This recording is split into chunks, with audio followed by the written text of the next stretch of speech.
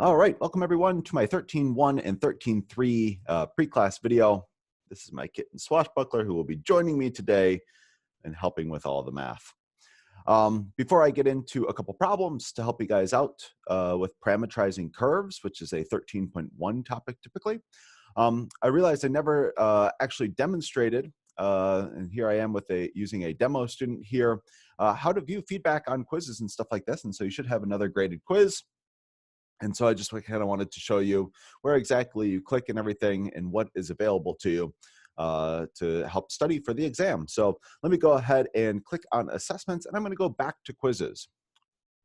So I go back to quizzes, and you can see under this account here, I managed to take quiz 1, got a little check mark there. And so I'm going to go ahead and revisit. Again, this has already been due. I already took it and everything, but if I revisit quiz 1, you can see over here on this little drop down arrow, there's view submissions. So I'm going to go ahead and view my submissions. Click on attempt 1, and you can see all of my answers, my questions, all that good stuff. So you can see, for instance, okay, this was the correct, sorry, this is the one that I chose. It was incorrect. This is the correct answer. So you can see if you just hover over these, it'll tell you what this means. So this is the correct answer. This was the incorrect response that I chose. Moreover, we also are giving some ideas about how you would go about solving these problems. So if I go ahead and click on view feedback, it tells me that I need to use this formula here in order to come up with the angle between these two vectors. So that's how you would go about doing it. This one I ended up getting correct. Again, there's some feedback if I'm interested.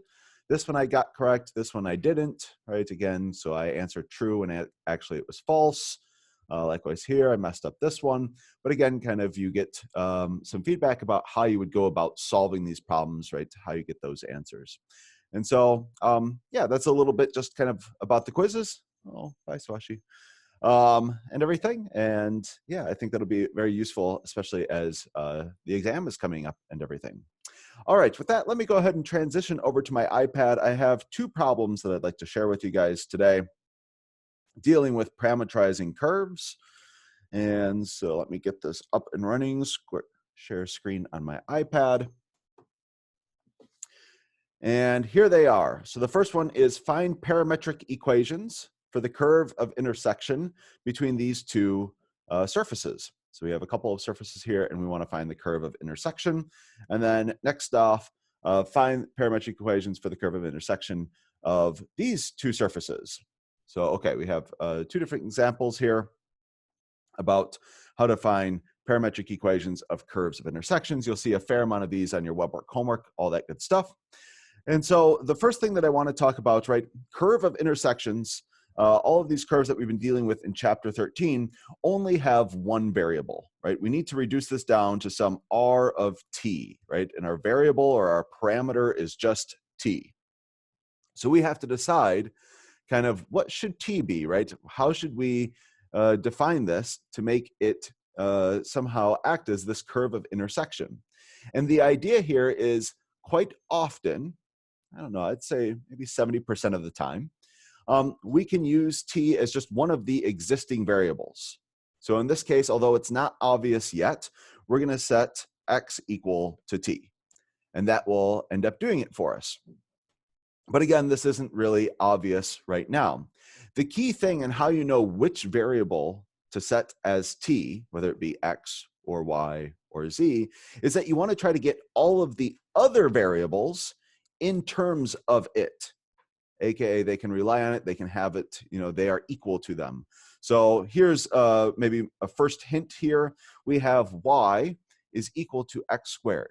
Y is a function of x. Y has, you know, the equation for y has x's in it. So that's already saying that maybe t would be the most independent variable. It would be a good choice for a parameter. Going over here, though, right, the other variables besides x would be y and z. And when I look at this one, we have z here, but z doesn't just have x's in it. It also has y's in it, right? But we could be clever. Remember, this is supposed to be a curve of intersection. We could substitute in everywhere we see a y into this equation here, and we could get z is equal to 5x squared plus, and instead of y, I'm going to write x squared. And remember, this is supposed to be y squared, and so it's really x squared squared. And so here we can see that indeed we can get z in terms of just x's. So remember, whenever we're trying to come up with a set of parametric equations, we're trying to figure out what should x be equal to in terms of t, what should y be equal to in terms of t, and what should z be equal to in terms of t. That's the game that we're playing. And with this decision here to let x equal t, well, x is just equal to t. Done. If I want to know what y is equal to, well, let's look up here. Y is equal to x squared, and x is equal to t. So therefore, y is just going to be t squared. And then finally, for z, remember z was equal to this after we did a little bit of work, and x is equal to t. So this is just going to be 5t squared plus t to the 4th power. So this right here is my set of parametric equations. And again, anytime kind of you set up a parameter and you parameterize something, you should always include some bounds for what t is. In this case, there isn't any restrictions on t. So t ranges between all real numbers from -infinity all the way to infinity. So this is my set of parametric equations along with the domain for my parameter. All right, so that's kind of one of these types of equations. But I know I told you like 70% of the time or so this works, right? That you can just substitute one of your variables, x, y, or z for t, and then solve for the others in terms of t. It all works out great. But there's sometimes where this doesn't work out. And so I'd like to show you a case like that. So here is a problem where, notice, if you set x or y or z equal to t, sadly, you can't solve for the others as a function of t. Let me just show you kind of why this doesn't work here, and then I'll show you what the solution is going to be. So in this case, let's say if I did x is equal to t, notice that z doesn't care at all about these things. Z is just equal to -2 all of the time.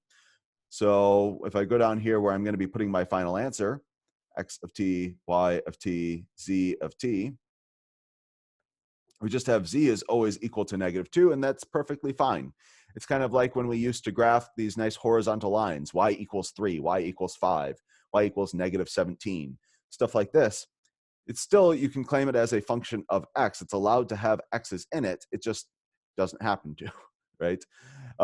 So if we do this, the problem comes in for when we try to solve for y, right? If we go ahead and we use this equation up here, the only one with y's in it, and I substitute my t in everywhere I see an x, and I try to get y in terms of t, I'm going to get, well, let's see, y squared minus 9, oh, sorry, y squared is equal to 9 minus x squared. Really, at any time I can go ahead and substitute in my t for x. Let's do it now. And then I have to take the square root, right? Because I need y equals. And when I take the square root, the problem is I get this plus minus business, right? And when we're talking about a function, right, you can only really choose one of these things.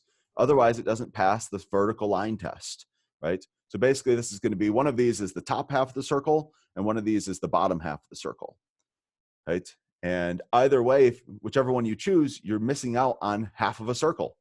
So sadly, this does not work out. So sad face here. But I'm going to show you a trick using polar coordinates in order to do this. So you remember back in Math 133, we talked a little bit about polar coordinates. And in this case, what we're going to do, what the clever answer for this is that we're going to let t be essentially a theta to some extent. T is going to be an angle kind of going around this circle. So let's go ahead and, again, I'll copy this down just so I'm not scrolling back and forth and back and forth. So, okay, down here. And we're going to switch really quick into polar coordinates. Again, back from our Calc 2 days, right? And so if I switch into polar coordinates, well, first of all, z is just always equal to -2. So that one don't really care about so much. It's already solved. There's nothing interesting going on here, just -2, period. No matter what our t is, that's fine. Okay, so for this bit up here, again, we're going to use the variable t in place of theta, essentially. So we're going to switch into polar coordinates. So remember, in polar coordinates, we've had like maybe x is equal to r cosine theta, and we have y is equal to r sine theta. Now in this case, this is a very specific circle with very specific radius, right? We have x squared plus y squared is equal to 9. So our r in this case is going to be 3. Remember, on the other side of this, it's always r squared, right? X squared plus y squared is equal to r squared. So in this case, r is equal to 3. So we can go ahead and substitute in, instead of r, we're going to have 3. And again, if I want my variable to be a t, again, our keyboards have t's on them. Most keyboards don't have thetas on them, so this will be easier to type into WebWork and all that sort of stuff. We're going to go ahead and write down 3 cosine t, 3 sine t. And this right here will parametrize the curve of intersection. Again, whenever we come up with one of these, we should also specify the domain. In this case, we could allow t to go on forever. There isn't really a restriction. However, we're going to get the entire curve once t has ranged from 0 to 2 pi. One time around the circle, and then there's not going to be anything new and exciting happening. So let me just maybe, as a last thing for this video, and then I promise I'll stop recording and everything, let me go ahead and pull up on my desktop, and I just want to show you what we've done here. So I'm going to go to this Monroe 3D Calc Plotter. I've brought this up in some previous videos before. I'm going to go ahead and graph a few things. So I'm going to graph z is equal to -2. So this nice flat plane down here. I'm going to go ahead and add an implicit surface. This is just one where you don't need to have it solved for z, which is good because x squared plus y squared equals 9. Doesn't have any z's. So I'm going to go ahead and graph that. And oh, no picture came up. Let's go ahead and maybe zoom out to see where it is. Okay, it was just a little bit bigger. So we have this cylinder, a cylinder of radius 3 here, and a nice flat plane. And again, we're interested in their curve of intersection. So let me go ahead and, I know there's some settings here. I can make this, they're just like wire frames. So I'm going to go ahead and make this just a wire frame here so we can kind of see through it a little bit nicer. And the last thing that we want to add is one of these space curves, RFT here. So, and we came up with the parametrization 3 cosine t, 3 sine t, and then -2. So this was it. And let's go ahead and turn off some of these things. We don't need these. Oh, my kitten has returned to me. Hello, kitten. All right. There we go. I think that should be good there. In fact, let me do the trace vector just so we can kind of see what's going on. And I'm going to go ahead and make it show up. There we go. And we can already see kind of, this is good. This, I see, in fact, maybe I could take this one here and make it a wireframe as well.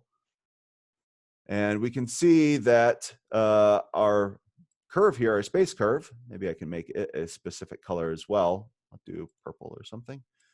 There we go. That it's showing up, and it seems to be exactly where these two surfaces meet. Let's go ahead, though, and hit this animate button. I like this. So we can see this is us kind of tracing out our curve of intersection for various times here. Just going around, and it's, again, these are technically vector curves, so they're the endpoints of vectors coming out of the origin. And so, yes, we have successfully found where these two curves intersect. That's what we have done. All right. I hope you guys enjoyed this video. That'll be it for me for today. Good luck in class and on the upcoming quiz and everything. And I'll catch you guys out there.